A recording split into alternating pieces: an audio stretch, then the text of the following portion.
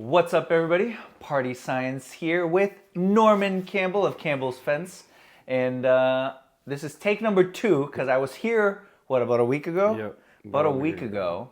And let's just say the audio sounded like shit, so fingers crossed nothing happens this time around. But we'll see. Other than that, Norman was kind enough to let me come back and do this again. So if the audio's shit this time, I'm cropping and figuring out a way to make this shit sound good. So we'll figure it out from there. But I'm sure Norman, I could be less winded as I was, not as long winded as I was the first time. So it's not great to get to do it again. It was good. I'm a fan of the storytelling. The less I got to talk and the more you talk, that is exactly what the goal of all of this is. So outside of that, the only thing that's changed is that whole flu going around. So yeah, bro, my girl and my son and my daughter all had it recently, and they just got over it.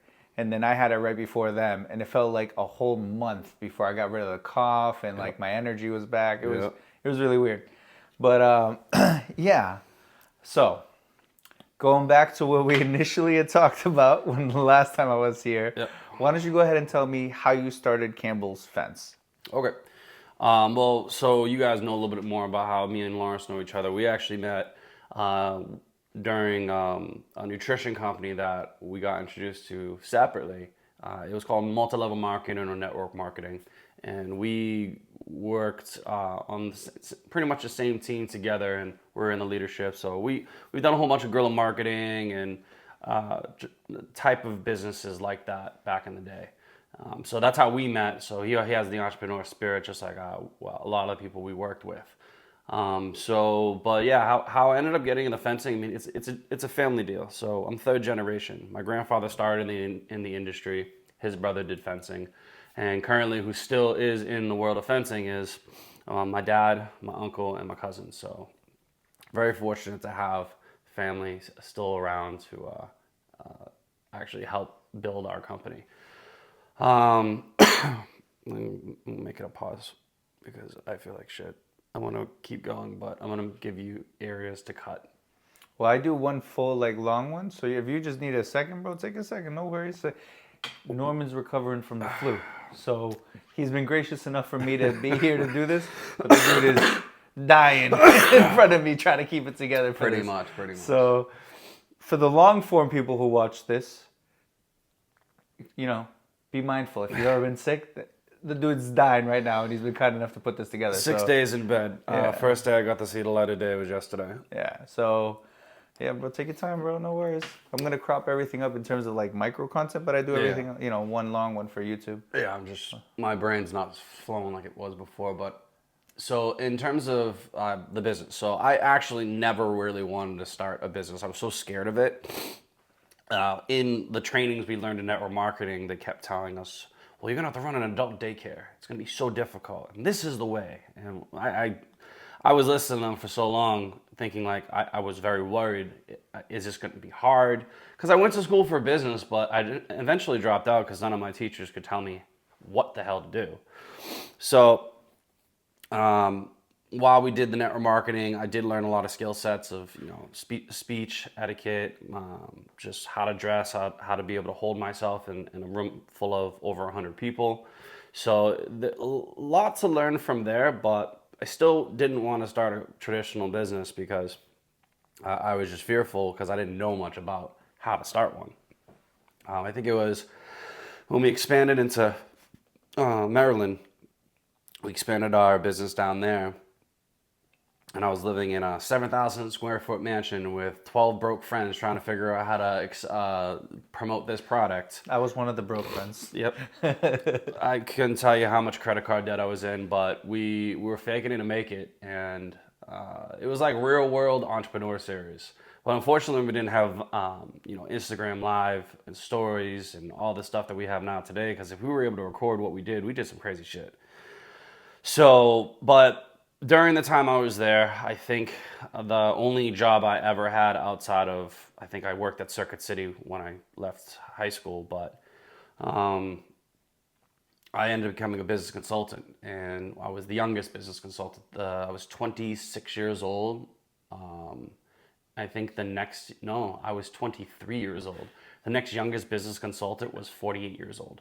So Jesus. yeah, they pretty much have a prerequisite to be a business consultant. When they interview you, said, "Did you have a failed business? Great, awesome, we'll take you." And that's pretty much everyone that came in to go walk into other businesses and try to profit engineer. They once upon a time owned a business or a failed business, and now they're going to tell you how to run one. So during the time of consulting, I mean, I had to learn a lot about how businesses work, but then I had to go into the businesses and actually hard sell them about and find all the pain that they were going through from losing money, because this was during the recession. What was that like, bro? Like going through the doors, like. So, one, we had appointments. Our BC was the person that would call and get us at least 5 leads for the day. But sometimes you just say, we be dropping off information, which means they are not expecting to take any time out of their day. So you got tactful to learn how to like get someone's attention or get a professional person's time without asking for time, because nobody has time when you're trying to put out all these fires and run a business. So the way we would break down the door, as we call it, we'd say, can I have 5 minutes of your professional courtesy?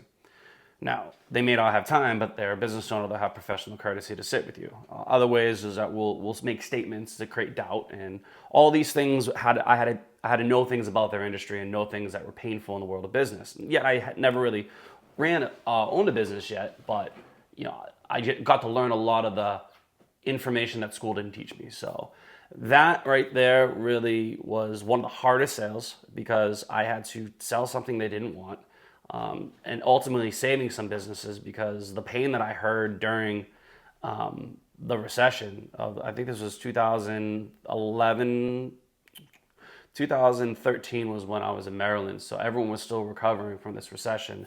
And I heard stories of these business owners of when the heyday, when they were making money, but now they're using their Social Security to finance it, and they're over $1 million in debt, and just the craziest stories I've ever heard in my life, which you would think would make you fearful to start your own company, but no, I just realized there is that the biggest issue in a growing business, the biggest issue for a business to grow, is if the person owning it doesn't grow himself.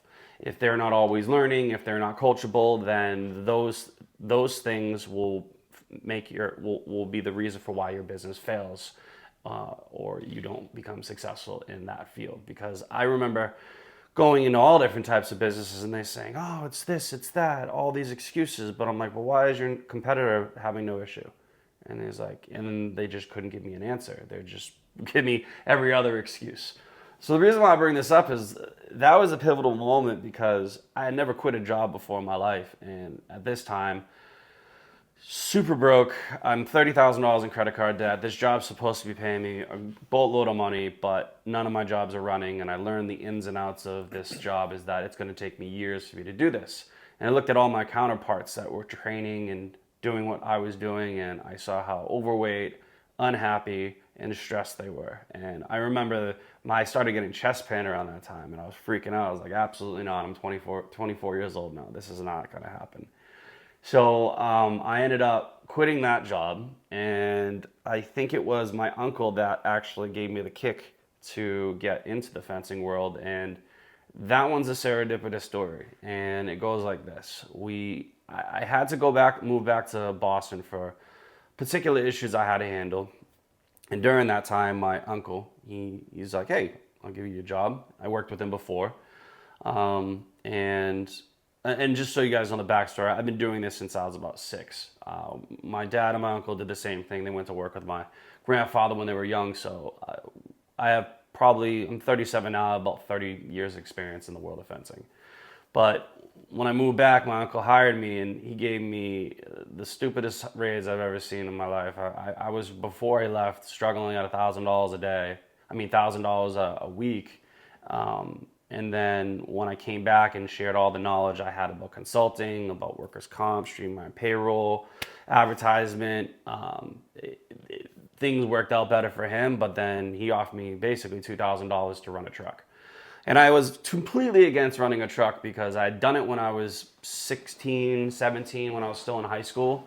And I realized that I hated having to tell 45-year-olds what to do, and they barely would listen to me. And if they were working for this, in my line of work, if you were working at that age and in fencing, you probably did something wrong in life. And what I mean by is most of the people that I had to tell what to do, they were alcoholics, drug addicts, or fuck ups.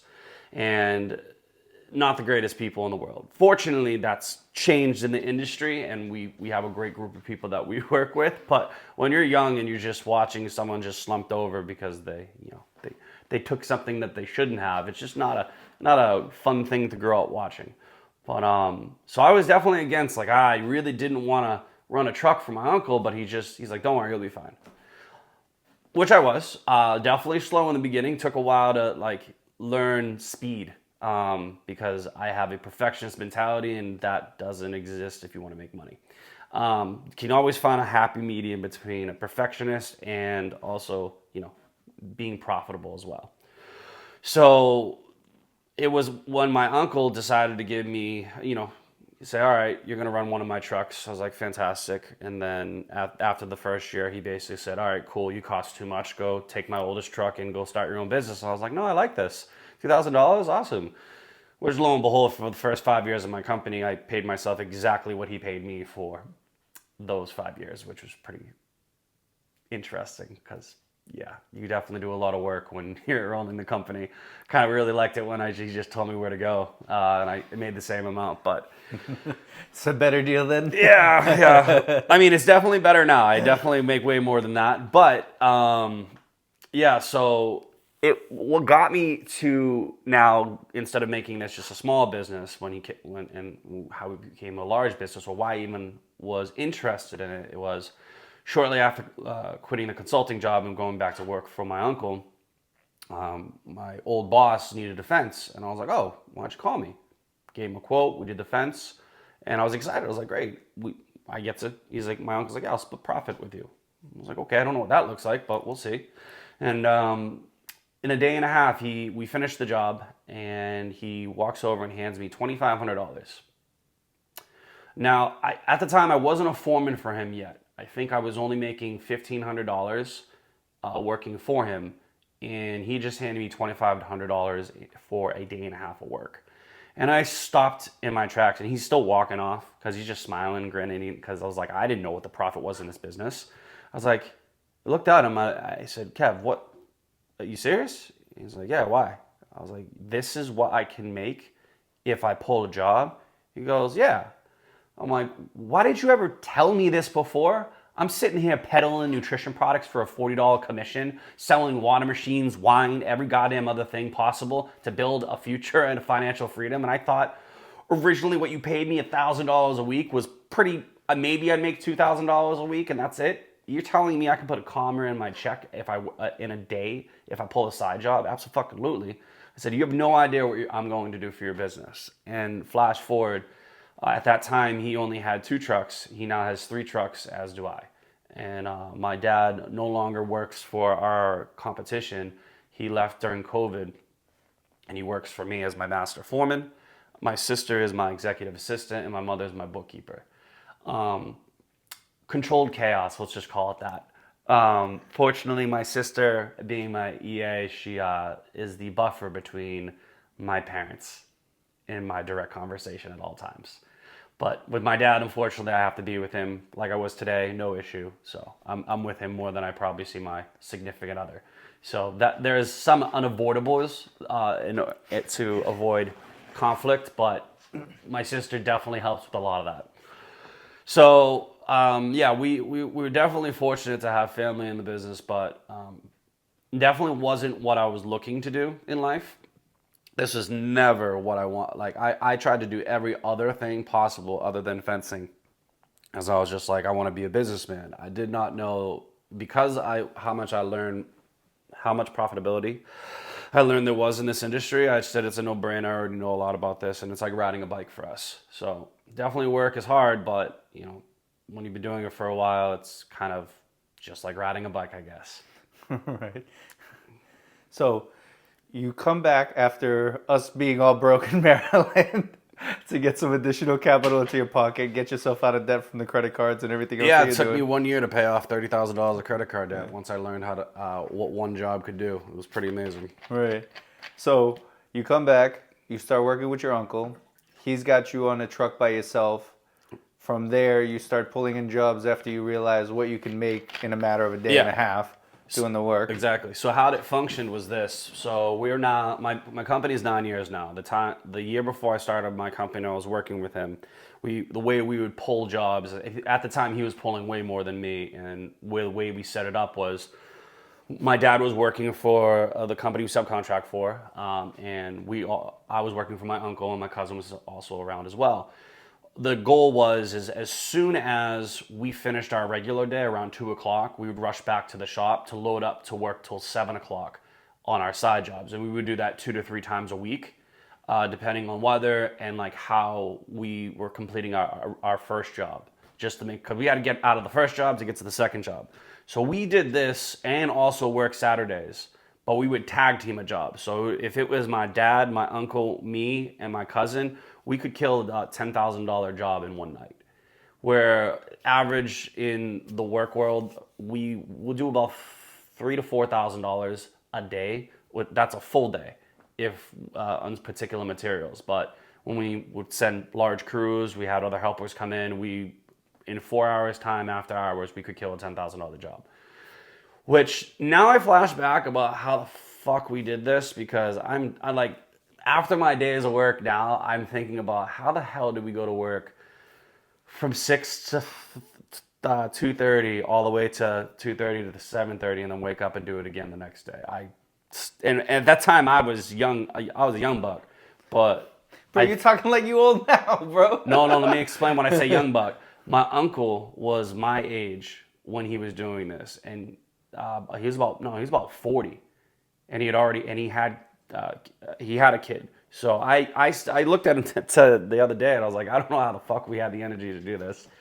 But yeah, so that's how we started, at least before I started my company. And then when he gave me his truck and I started my business, I started pulling a lot more work. And for the first 2-3 years, the way we functioned was we would just do after hours and weekends. But then we got so much work that it got to a point where I think on my third year in business, my uncle took his longest running crew and had them run all of our personal work. So 1 week would be my work he'd take, and the next week it'd be him. And we did that all the way up until COVID, which then the chaos came, because if anyone that owned any type of construction company during COVID, if they weren't busy, they were doing something wrong. That was when... Really? I would think that during COVID everything would kind of go quiet. No, so you guys got busy. We tripled. Anybody, Really? I made more money during the COVID years because we thought that's what it was going to be once COVID hit. We thought everything was going to shut down. We didn't know what was going to happen, but then we pretty much realized that there was a dumpster sitting in front of everyone's house. You probably remember driving around. You saw dumpsters everywhere, right? Mm-hmm. It's okay if you didn't. Did you see the dumpsters? No, I'm not familiar Legitimately, with it. dumpsters were in every front yard because all the vacation money that they were spending, everything that they used they to would renovate. normally, Okay. There's a large vacation budget. These people that had like hundreds of thousands of dollars, their vacation budget was like $30,000 a year. Well, that's a new kitchen right there, or a bathroom, or a backyard. And everyone's sitting here during COVID just looking at their house and like, I don't like this. Let's go do this. So the dumpsters were just in everybody's house. So if you did not grow during COVID, you were doing something fucking wrong, or you were not good in your industry, and it was showing, because even the people that had bad reputations were getting business. But it was around that time that I did get the bad news around 2020. My uncle goes, I apologize, but I can't give you Marcus. I go, well, that fucking sucks. Like, what am I supposed to do? And he literally shrugged his shoulders. I don't know, I got too much work. And thank fucking God that company that my dad was working for, they pissed my father off. They had a new person going in his truck every other day, because he was the guy that would train the guys, and also he was the person that would figure out whether or not you're going to quit, or he'd make you quit because you just didn't have it. But during COVID, he's of the age. He's like, I'm not getting COVID with all these people coming in and out of my truck. This is all set. So fortunately, I was able to adopt him and bring him onto my company, which was a blessing in disguise, because that's really how my income tripled. Because we don't make the most money subcontracting for somebody, but we do utilize their assets. So a lot of people ask me, well, why don't you just do the work yourself, or like just have your own shop and all the material? I go, the simplest way to not get too complicated is I know every fence supplier and company locally to me. Think of how we design our company as we're leveraging off the larger company, and we give them something to get something. So we give them one of our trucks to do all their complicated technical commercial work, or anything that might be residential. That's pretty much on all of our job says extremely hard, difficult, top crew. Pretty much is what any one of my crews will get, because basically that's the penance we pay. Which again, some days it's rewarding, other days I want to bang my head up against the wall, the shit that they give me. But point being is, we give one truck to do that, and what we get in return is access to their entire infrastructure. They're a $35 million company, and they have 3 shops. It would take me a lifetime to obtain all that. I get to utilize their concrete dumpsters, and I can get material quicker than I could if I went through any other supplier. Basically, I've learned through doing this, don't bite the hand that feeds me, as it allows us to grow our company, and we have plans in the future for when my uncle and my dad, when they decide to step down from the install position, how we're planning to keep this running with our current relationships. So to understand it, basically, you subcontract not necessarily for the work, but the network that it allows you to have, because they're so much larger and making such larger orders. Yep. That they have access to the material you need much easier and faster. Yeah, Okay. that, and so if I just in the first 2 years where I only had subcontract work, it was very hard to purchase my first truck. It's the second year in business I was able to purchase my first Ford F-350 2017. It's actually still out over there, but it was a struggle, because I don't make any extra money in the subcontracting deal. I get my payroll, their operating expense, and after everything, if I'm lucky to make an extra $100 for the business, thank God. So the only way to survive was to pull side work. So the side work that we pulled throughout the year, on year 1 and 2, paid for that truck. And then that hustle just continued to have to keep growing. But the way we work with Reliable is, it just washes money. Basically, it just keeps an entire truck busy. Everyone gets paid. Maybe there'll be some profit, most likely not. The money maker is all the side work. And then the time we save getting it from a shop that we already know, not having to wait in lines, is key. It's like the biggest things in business is, how do you save time? Because it's one, don't expand your service circle further than you really want to drive, because when repairs happen, you take more time out of your day. So I definitely learned save time by closing your circle on how much business you do take. And if you do take a job far away, it's normally we call it a gimme. Guarantee get it. No, they're not going to bid it, and it's a referral. And then outside of that is how the time it takes for you to get the material. Because I could go anywhere and get it for cheaper. I could probably find a place to get it cheaper, but it's not worth the time at the end of the day. I could probably buy some material in China, which I know a lot of these fence companies are, but at the end of the day, the cost doesn't equal the effort. It's just the system that we design right now. It works in our favor. So basically, because of their ability to have the material now versus the waiting period you would have to face building all the material supply for yourself. If I was to make my own shop, it just wouldn't even make any. It would make no. Currently, it'd just be more would, stress, and we run very lean. So, their shop, if you saw it, it's chaotic, and I wouldn't want that in my backyard trying to run that, because there's an means to the end where I'm eventually going to sell this, and I don't need the assets of a brick and mortar deal. If anything, I would have turned that into multiple apartment buildings or condos. Sure, yeah. But who knows? We still got life left in the business. I mean, this is year 10. I know my uncle and dad are That's dope, bro. That's double Yeah. 10 years, man. That's Yeah. awesome. This is the start of year 10, but my uncle and my dad got 2 more years left. So unless my uncle is a separate entity, he's Casey Fence, I'm Campbell's. Unless he decides to jump on board, which I harp on his ear all the time. I'm like, you're merging soon. He's just like shakes his head. I go, I know. But the goal is to merge where financials don't get complicated because that gets sticky. But ideally, getting a piece of real estate to be able to house materials would be very beneficial in the future. But yeah, so growing as the years have gone on, we definitely went from the crazy do work after hours on Saturdays. I do miss doing work when we used to do work all together on the weekends. Like it's been years where because I just remember the days it would be like we didn't have a lot of work, so once we found a job, we knew we needed to get done quickly, and we're like, why not call family? And I miss those days where you'd have the whole family on a job site just banging out a job, and you just be like, great. And then I'm the guy like, want to go get a beer, and all the old guys be like, I'm going home to my wife. But yeah, that's that. And then, but I think the pinnacle moment though was when I did buy my first truck. I think I got my first my car and my truck in the same year. I had two brand new vehicles. It was amazing. Going from 2 years prior being $30,000 in debt, not knowing where my life was going, and just to actually running a successful business and having people call me boss, which was still weird. Still to this day, I don't like being called boss.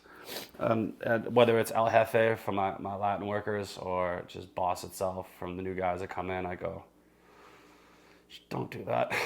I don't know. I don't like it. So, what do you envision as like the because you say obviously there's life in the business, there's many years to go, so you're far from selling it, but like when you envision the next step after Campbell's Fence, like what do you see for yourself? Well, ideally is to create another sector where we can be able to utilize and put the money we earn in this company and put it into real estate. So I'm hoping to have a development sector of Campbell's Fence, just so we can build a generational wealth and just build a little bit more than just inside the fencing world.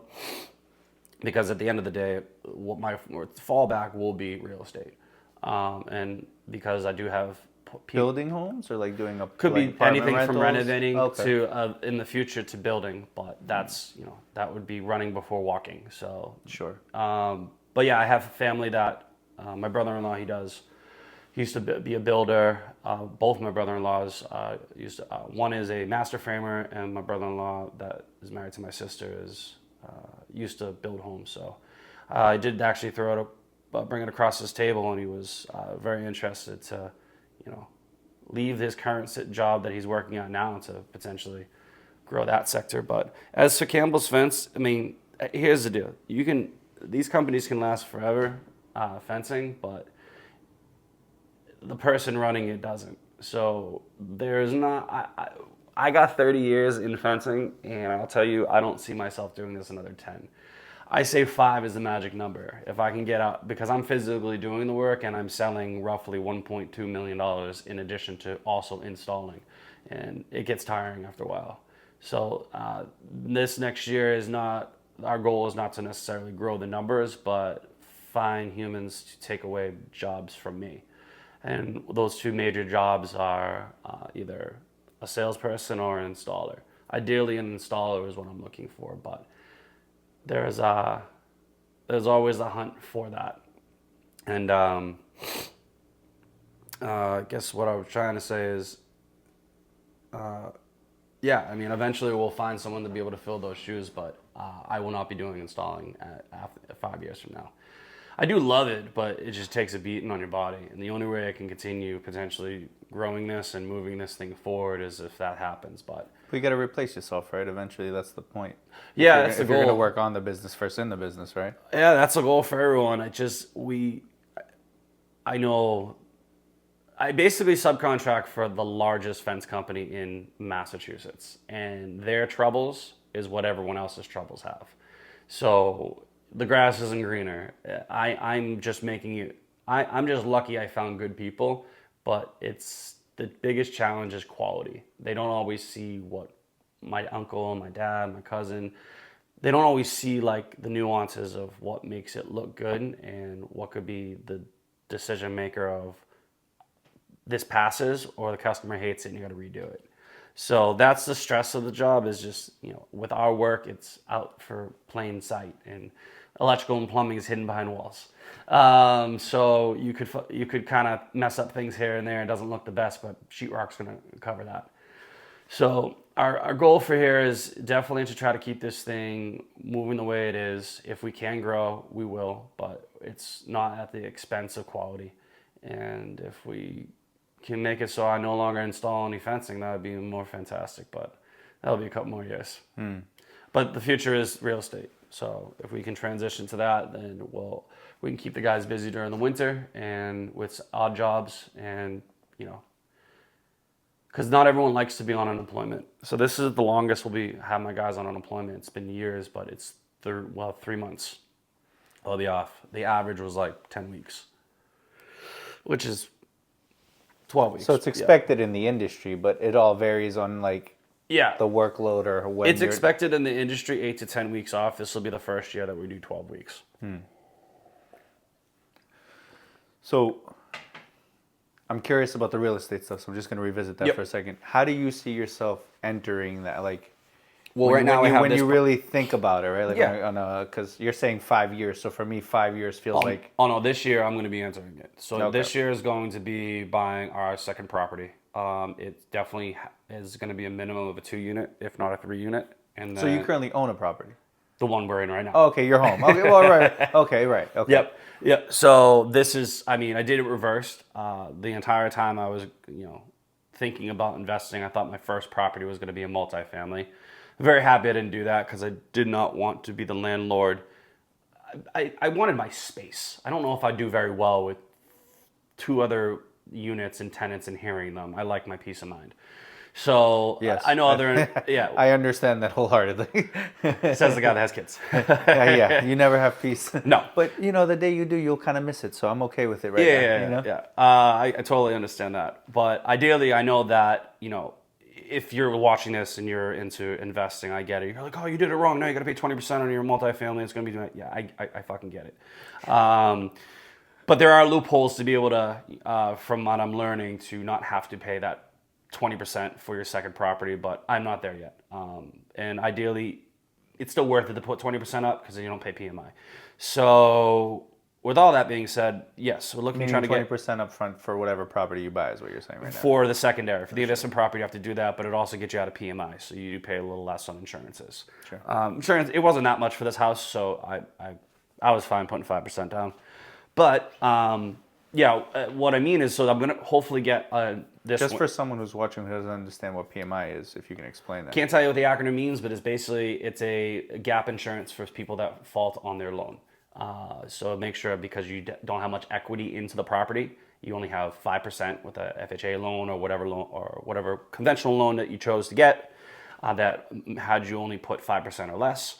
PMI, because you don't have 20% paid of equity into the house you're purchasing, then you get that insurance to cover you in case something happens. So your insurance rate is higher because they're covering the difference of whatever you deposited down. It's a separate insurance than like homeowners insurance. Sure. It's just an insurance to cover the fact that you don't have much skin in the game or equity in case something happens to the house. Okay. Yeah. So they basically, like, let's say hypothetically something happens to the house, you have this insurance to cover. I'm not the expert on that. I just know I'm forced to get it because I don't got much equity into it. Gotcha. I think it's just for the loan itself. Does it change once you pay off 20% of equity? Or It does. It disappears. Okay. So that PMI no longer have to pay, but it was like $100 a month. So I was just like, $80,000, $100 a month. $80,000, $100 a month. I go, I'll stay liquid. I mean, to get the house is still $70. It was $80,000 to get the house. It would have been another $140, I think, to get to 20%. I don't really remember the number, but overall, the idea is you avoid the additional payment by making the 20% and having the equity in the home. Yeah. So then that way you're not paying the extra insurance. Agreed. Okay. But the thing is once you get into more than one property, you just start using equity and then doing a cash out refi. God, So you refinance this house, but you use it to buy the next yeah. house. So if I'll eventually have $200,000 in equity between what I paid and what the market's gone up, rather than me taking cash out of whatever. If I can HELOC loan, that's what it's called. That's an option to take equity out to buy the secondary property. Might not be what I'm going to do, but is as you start, amassing properties and gaining equity, that's a way to be able to Accelerate the process, yeah. Yep. Absolutely. and jump into the next property. So our goal is to be able to get a multifamily, and then fortunately, my sister's really good at organizing.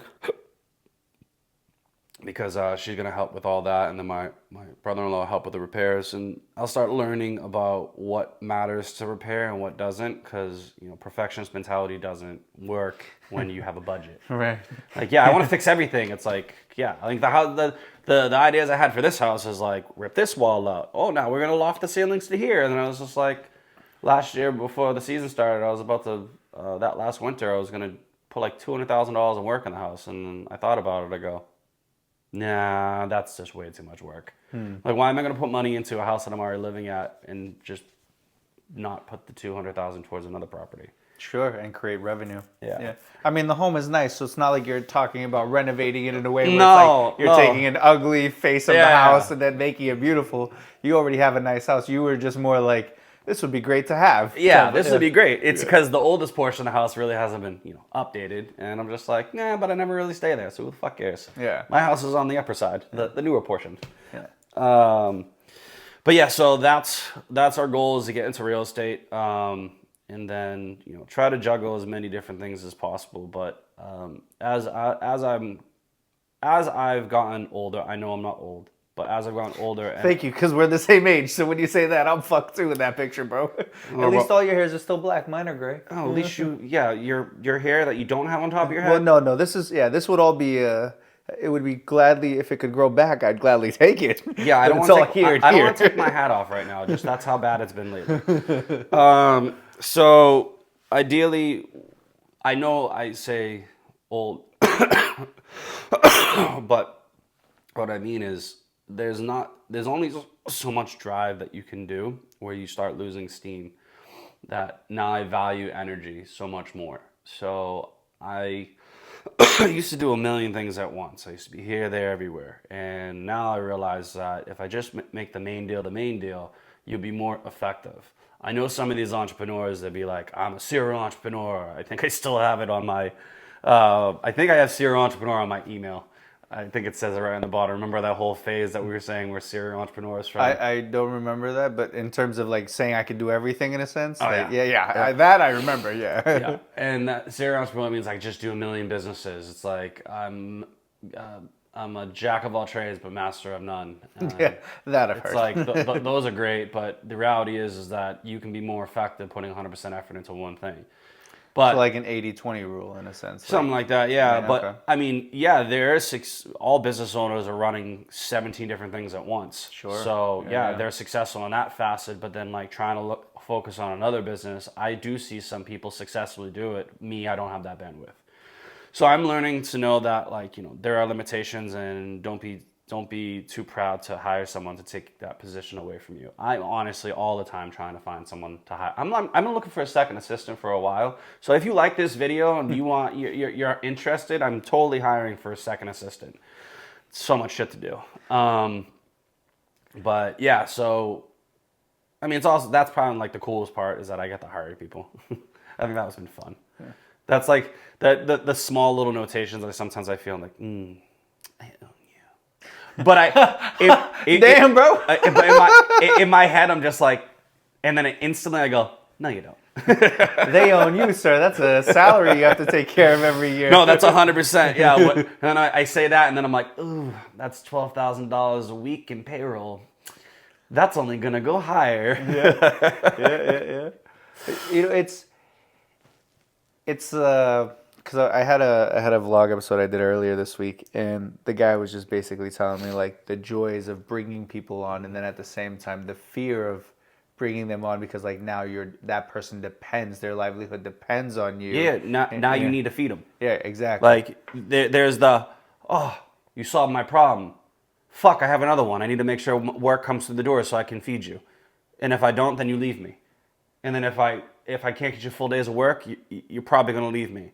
And then I gotta keep you happy. I gotta make sure I pay you just enough so you're not too upset, and make sure that I don't break the budget.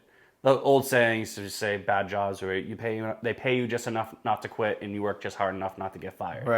We try not to do that philosophy where at my company, but you can't always satisfy everyone. There's people have these delusional dreams of like what they think they're worth, and it's like I totally understand. So I will actually go with my guys that I work with, and I'll be transparent with them, and I'll tell them what they make, what the daily operating expense, and this is what I take home from the job site that we're finishing on that day. And they look at me with the tilted head in the side, and they go, "Really?" I go, "Yeah, it's not fucking easy." I'm like, So I'm a seasonal business. I do not need to do paid time off, and I do not need to do holidays. So technically, I give them 5-day holiday pay, 5 or 6 major holidays like Christmas, Thanksgiving, even New Year's. And New Year's is like when we shut down. They still give them that day paid. But I wouldn't be able to afford any of the 5 days paid time off or the holiday pays, plus the bonuses, if I didn't have all the side work. Because really, you can't cut the pie anymore with what we make when we subcontract for that company. It's whatever's paid is whatever's paid. Like, it really takes my focus and effort to pull business from other areas, because we profit so much more from pulling our own work, that sometimes they feel entitled and they don't see it. So I have to remind them. And I'm like, yes, so this is what we make today. And for me to bring you to that next level, you have to take a job away from me. And that's what they're like, I tell them every single time. And one of them is like, they actually have to learn better English. So I've paid for their application to take English classes. Doesn't mean they're going to do it, but that's on they know their goal is like, if they can learn better English to communicate directly with the customer, then I don't need to be present for that particular issue. And then I can think about you working a truck by yourself. But currently he has to work with my other number one, and he speaks full English. But, it's because I can communicate directly back and forth with that person. He's the one that runs that truck, and he makes more money than him. Ideally, until he can break his separate from that other foreman, then he'll be able to get a raise. And as long as you communicate with your teammates what the steps are to get to that next level, and not just say, yeah, I can't do it, like, give them a reason. And if they don't understand, then they're never going to understand. Either they're with you or they're not. So luckily we have a team, a team that understands, and where we understand the goal, and they're on board. So what you're saying is, I'm trying to give them a pathway to make more money and let them know, like, if you can do so and so, it brings in more work, which allows me to focus on bringing in more work, and then you can do that work and make more money. Yep. So that's kind of what you're saying there is, like, there's a guy who wants his own truck, he wants more money. I'm down to give it to him, but what I need him to do is be able to communicate with the customers. And that's the only thing that's holding him from making the additional cash. Once he does that, he even has more experience than my number one that's potentially running the truck. My number one has 4 years. This will be his 4th year. I mean, my dad's the master foreman. I can't really teach him. Since you've been this little, that guy's been doing pretty much. Yeah. But we'll call him my number 2. He has been doing it for like 8 years, 9 years, but he still makes some mistakes that we've had to tweak and change. My number 1, we were able to train him from him knowing nothing to now where he's at now. So we got him fresh, which is great. So bad habits were really not. I didn't know how to unteach bad habits. But with the number 2, there is a bunch of bad habits that we've already fixed. But then there's times where it's just he doesn't do certain things, so he still has to be with my number 1. He just makes these small mistakes, but eventually he has to go on his own and do it for sure. But the reality is he needs to know the path to get there, and that is being able to speak to the client and also me separately, because I've sent him on small jobs to just take care of small things for me, and it's impossible for me to communicate with him. And of course I want to make sure I pay people what they're worth. It's just you can only cut the pie so many ways. And where we're at is, I mean, pretty much my daily operating expense with the way the trucks are set up, it's either $1,150 per day or it's $1,050. So it's $100 difference between mine and my dad's truck, and that's the cost. So Meaning to take care of the people who work in the truck plus Yep. the supplies needed on So, the truck, no, or so what do you just mean? basically, way I do is just payroll. We times our payroll, the gross payroll, by 1.16, so 16%. That is all the fees that go in addition to that. That's SUDA, FUDA, unemployment, Medicare, the PMFLA, every little detail in the fees that we have to pay, because we're not just paying $1, we pay 16% in addition to it on fees. That's what some people don't realize about businesses. Right. They think every dollar you're Yeah. making is like a clean dollar to Yeah. you, but instead it's Once I pay also it out to my employees, it's additional 16% is what I will be paying in liability, workers' comp, and every other fee. So, yeah, so that 1,050 is my dad's truck and 1,150 is my truck. I literally, the $100 difference is basically the difference between what I pay myself and what my dad pays, what I pay my dad. So that's really all it is. My dad gets paid very well.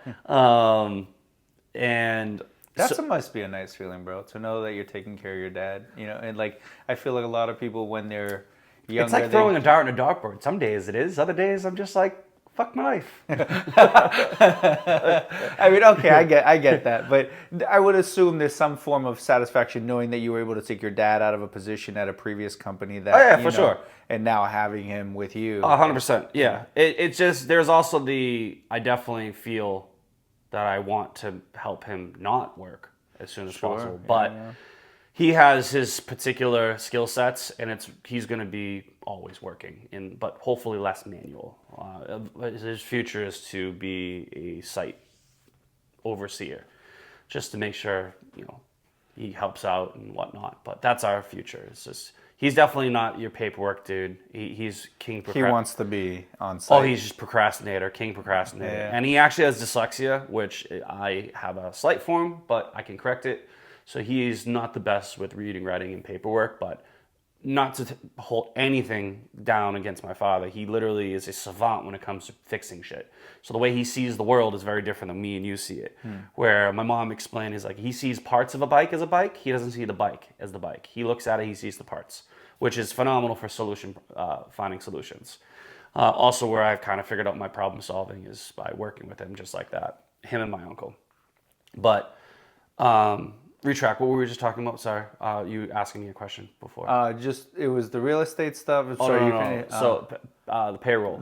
yeah, the trucks. Yeah. So why I'm bringing all these fees up is I know my daily operating expense, and I'm just like, but now we always have to have the foremans and then the helpers, and the helpers have a threshold that they can go, and one has risen so fast that ideally this is the challenge in owning a company is like, you know how slow you raised everybody else, but he does outperform, but then he now makes everything more expensive.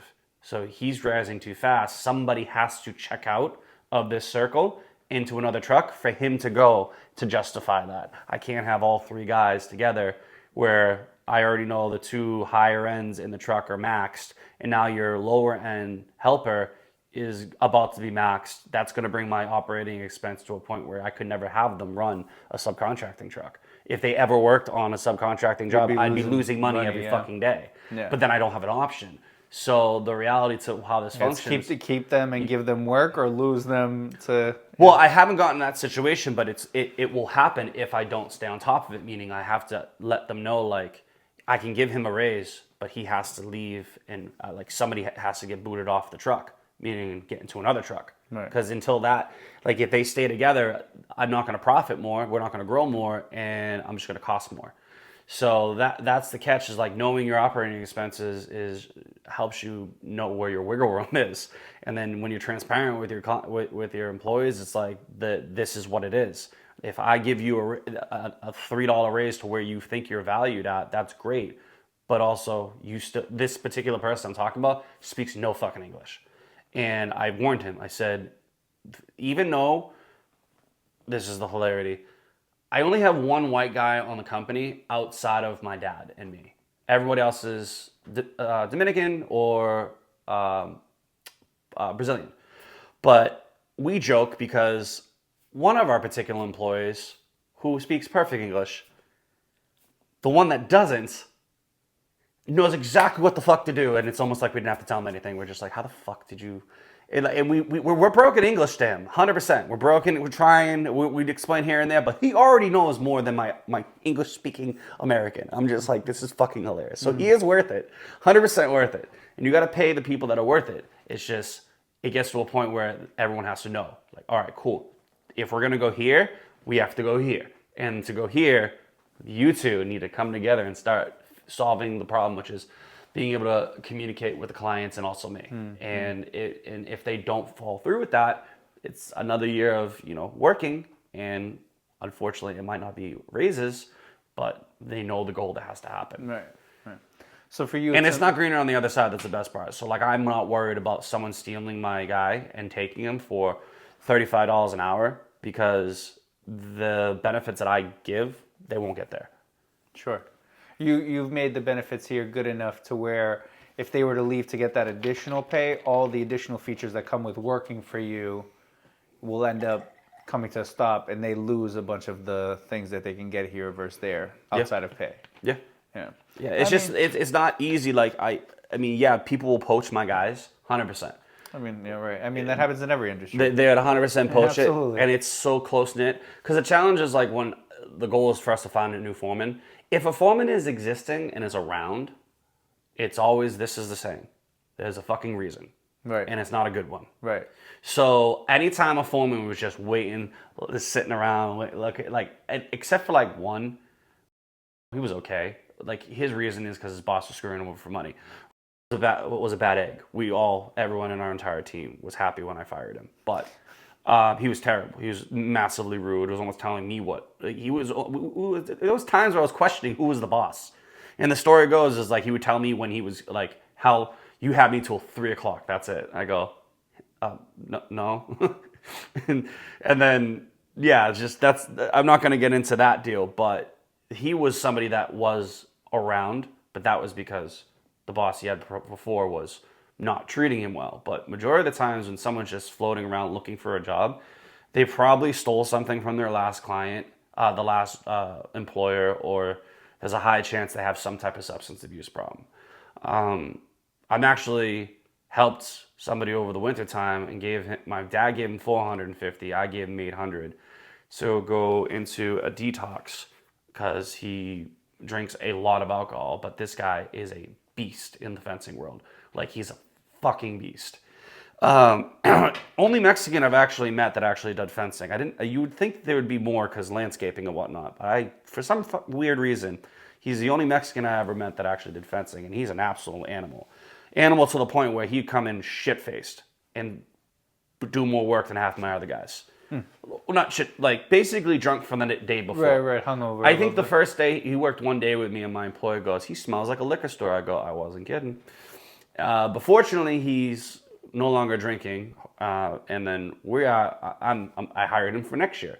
So, not the best of deals, but if he stays sober, he will be a key person in my company for the rest of my life, and that's what we look for. But that's all you can do. I mean, that's part of the hiring process, right? There's only so many people out there that are going to be coming in with the quality you're looking for, and because those people are so highly sought after, you end up having to filter through to get to them. And, and there's some people that are like, that I used to work with that now have set up jobs, and I wanted to poach them. Their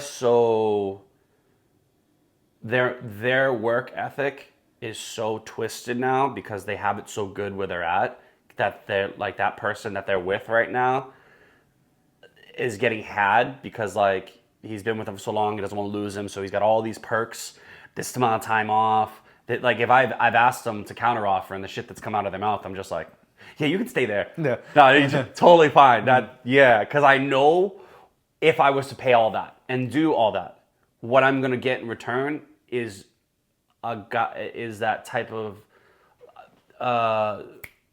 the union job type ordeal where it's just more like lay back, sit in the truck and watch people work. Like, there's not gonna be hustle bustle. There's not gonna be this job needs to get done today. It's like, oh, we'll come back tomorrow.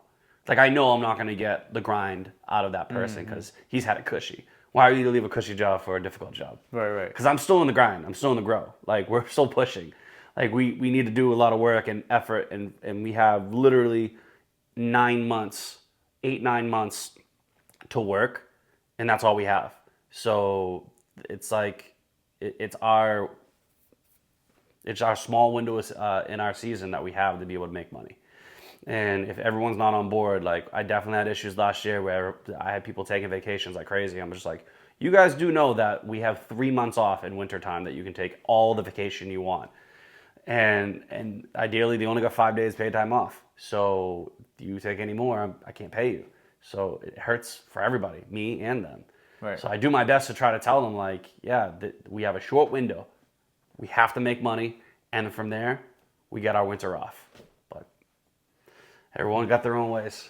Yeah, I mean, I think being the boss and the owner, because you're trying to give them the whole picture, and sometimes they're like, well, I want to do this with my family, or I want to go here at this time, or I want to do that. And life is not about working Right. your whole life, so I totally can vibe with them. But I think last year was a lot.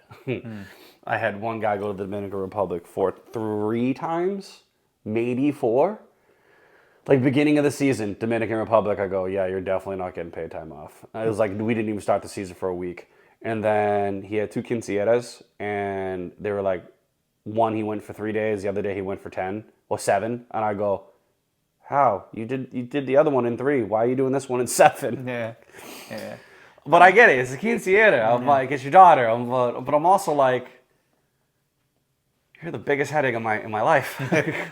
Well, I mean, that's the part of being the owner, right? That's the joy. They said own a business. They said everyone's problem's your problem. You know, I remember Gary Vee saying, you know, everybody thinks because you have the employees, they work for you. But in reality, you work for them. Yeah. Because of all 100%. all the things you got to do. When that board's not full, I stress. And I mean, my friends or my significant other would be like, well, it'll be okay. You'll figure it out. I'm like, no, you don't understand. It needs to be figured out. And I remember I've lost sleep when I've seen that board empty because I'm like, well, I can't send them home. And I've done very well that I've made it so I have not had to send people home. I think I only had to do it once. But yeah, it's definitely, if work came in nice and smooth and spread out like a nice even coat of butter, it'd be great. But I don't do that no more. Right. Back in the COVID days, I call it the COVID days, I was 12, 13 weeks out. And I'll get to like 6-7 weeks out, but then people won't actually they'll find somebody else if I go any further. If they want to wait. And then once I burn through 6-7 weeks, I'll get that lull, the Labor Day lull, and I was just like, no one's calling, please call. Yeah. But everyone's on vacation. Right. But anyways, that's just enough about business. But Yeah.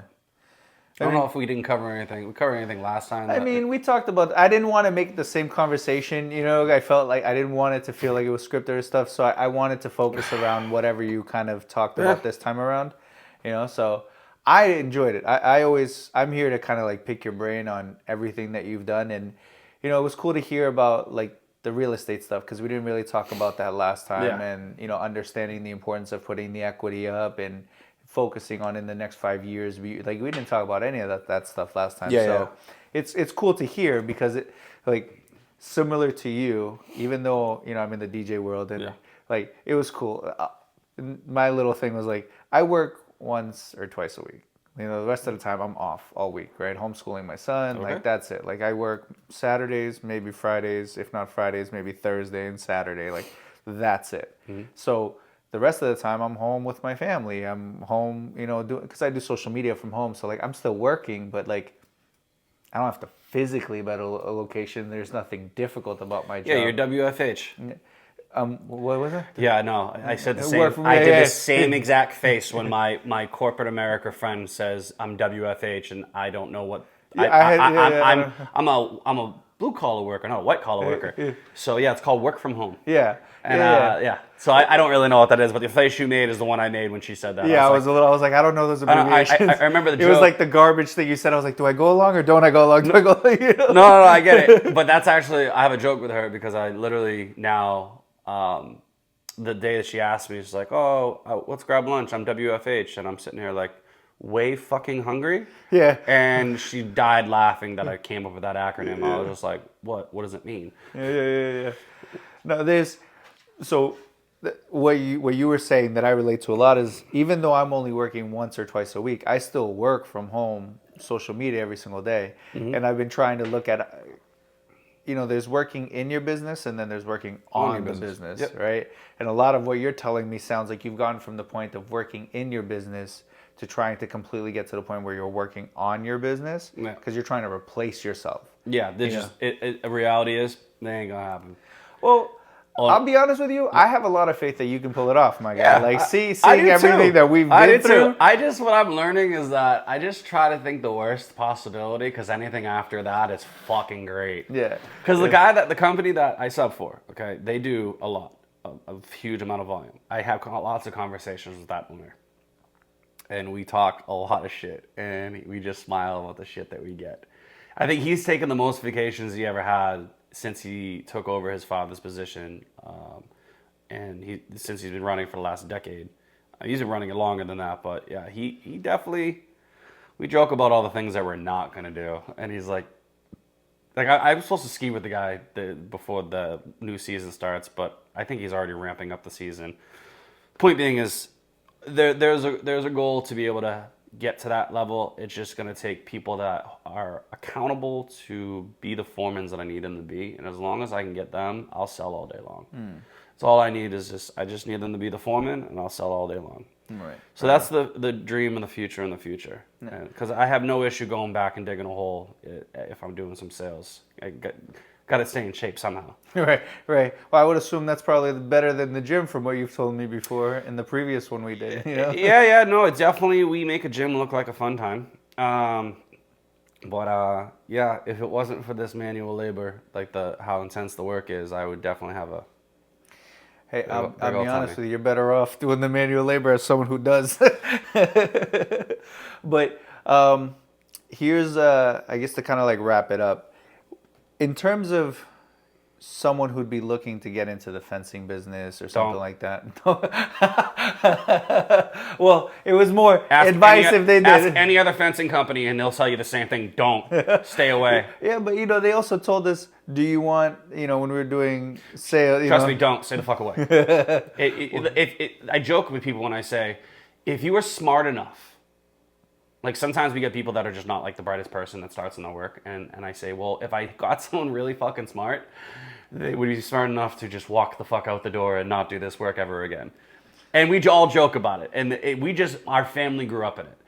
Yes, you can get paid very well, but if you put a little more effort in, you can do anything else. People that are going to do this, like when they'll do fencing for like 5 years, they'll learn and they'll go do something else.